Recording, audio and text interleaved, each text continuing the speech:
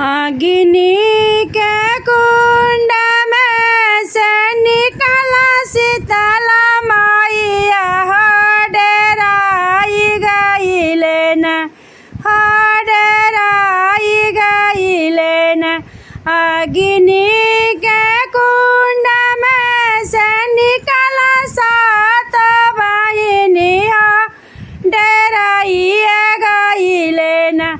यही घर के हो मालिकवा हो डेराई गईले न। यही गौआ के लोगवा हो डेराई गईले न। जानी तू डेराव लगवा जानी तू डेराई हो बसाइए देबो न। माती तू डेराऊ घर मालिक माती तू डेराव हो बसाइए देबो न। तोहर उजड़ल घरवा हम बसाइए देबो न। तोहर उजड़ल गिरिया हम बसाइए देबो न। अगिया में फूली राजा का चनार फूलवा हो चहके लागी न। गौशाला तोहरे गैया हो चहके लागी न। आंगना में रहसिया तोहर रानिया तिरियावा हो चमके लगी है न। तोहरा आंगन फूलवरिया हो लहके लगी है न हो लह से लगी है न। हंसत बिहासत सेवका गोदी के बालकवा हो खेलौना लगिया न। सेवका घरवा से अंगनवा हो खेलौना लगिया न। सेवकी के रानिया के देव सेवकाया मारा सोहगवा हो कि बेटवा देबो न। उनके रोजी रोजी गरवा हो कि बेटवा देबो न।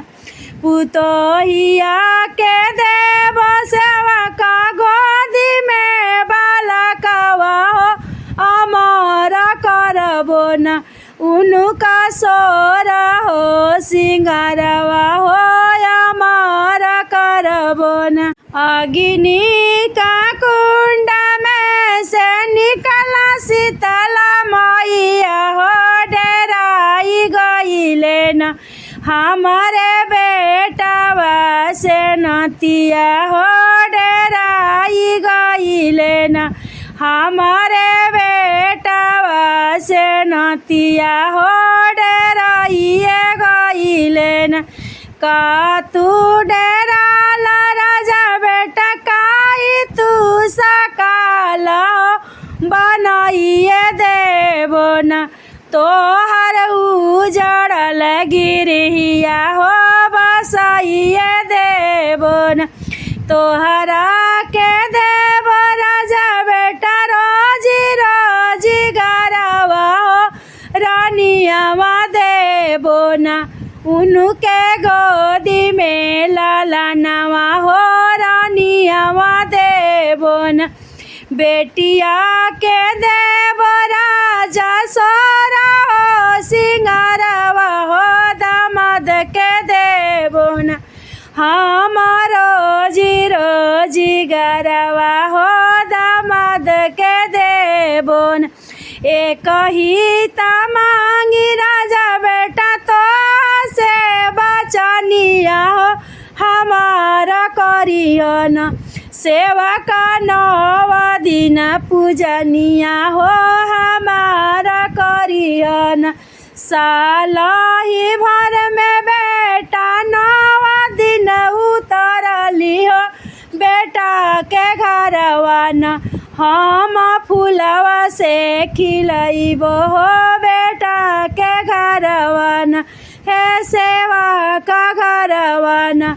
हम खिलाई देव फुलवरिया हो सेवा का घरवा। अग्नि के कुंड में से